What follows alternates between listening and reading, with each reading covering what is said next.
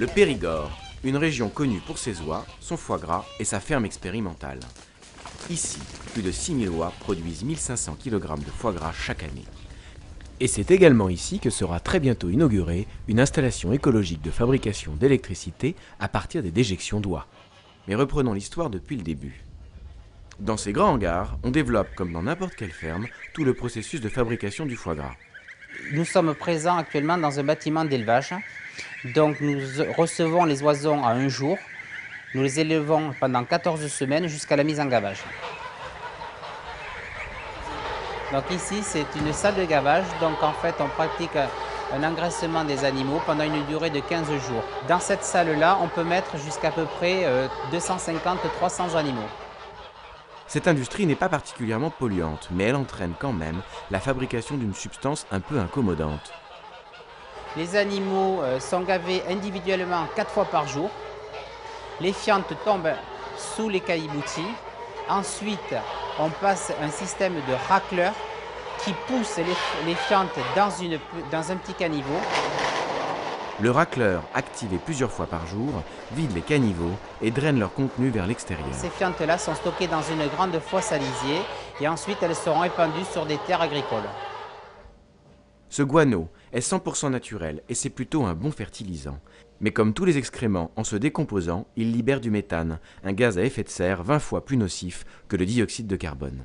Si ce méthane, au lieu de partir à l'atmosphère et d'être un gaz à effet de serre extrêmement puissant comme gaz à effet de serre, si on le récupère et qu'on l'utilise en substitution à de l'essence, à du gasoil, etc., un, on ne l'envoie pas à l'atmosphère, et deux, on évite de sortir des hydrocarbures du sous-sol.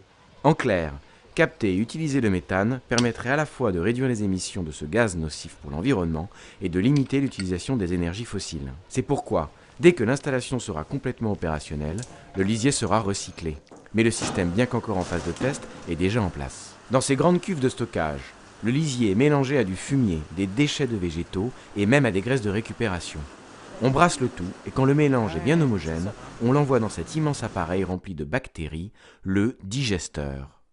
C'est un gros tuyau, on va dire, mais avec un système de brasseur à l'intérieur qui permet de faire avancer doucement le lisier et qui permet de l'agiter en permanence pour pas que de croûte se ferme et qui est en aérobie, il n'y a pas d'air qui rentre. Il y a des bactéries qui sont en train de macérer, en train de digérer tous les composants organiques et qui, en faisant ce phénomène, dégagent du biogaz. Cette dégradation des matières organiques par des bactéries est parfaitement naturelle. D'ailleurs, si ici on la favorise en maintenant en permanence le digesteur à 37 degrés, elle se produit spontanément dans les lacs et les marais peu oxygénés. Le digesteur est déjà opérationnel et il ne reste plus qu'à placer une immense bâche sur cette charpente pour stocker le biogaz. Ta bâche sera posée et donc les eaux de ruissellement partiraient et sortiraient de la cuve directement. Le biogaz ainsi formé est composé de 55 à 75% de méthane. Et exactement comme du gaz naturel, il est utilisable comme source d'énergie. Alors ce gaz, nous on le récupère, on l'envoie dans un groupe électrogène modifié et donc on fait de l'électricité avec, d'une part, qu'on revend via contrat à EDF, et d'autre part on fait de l'énergie thermique qui sert à réchauffer le digesteur et à chauffer les locaux d'élevage et compagnie. Plus de 40% de l'électricité produite est ainsi revendue à EDF, assurant à l'éleveur une rentabilité rapide du système. Et le méthane produit permet en plus de sérieuses économies. En termes d'énergie, 1 mètre cube de méthane est exactement équivalent à 1 litre de mazout. En plus de chauffer les bâtiments des oies et des oisons, il permettra de faire tourner ce groupe électrogène de 25 kW. À terme, le digesteur devrait fournir quelques 400 mètres cubes de méthane par mois. Il permettra de produire chaque année 200 000 kW d'électricité et 300 000 kW de chaleur, soit l'équivalent de la consommation en électricité et en chauffage de 125 foyers. Et l'énergie produite est parfaitement propre, souvenez-vous. Sa fabrication se fait exclusivement à base de déchets et la chaleur dégagée n'est ni perdue ni transportée, elle est directement utilisée sur place. Même le lisier est recyclé. Digéré par les bactéries, il a perdu son caractère impropre et peut être utilisé en toute sécurité. Le digestat, donc, il a perdu à peu près 10% de son volume par rapport au lisier, mais on remet vraiment que des sels minéraux dans la nature, on ne remet plus des produits qui pourraient être toxiques. Le système a l'air bien au point, mais l'élevage d'oies en France est finalement un secteur un peu limité. Alors, pourrait-on étendre cette technique à d'autres élevages ? La méthanisation, la plus connue, c'est avec les déchets des vaches et des cochons. En fait, on peut faire avec tous les animaux, tous tous les animaux qui fabriquent des déchets, c'est bon.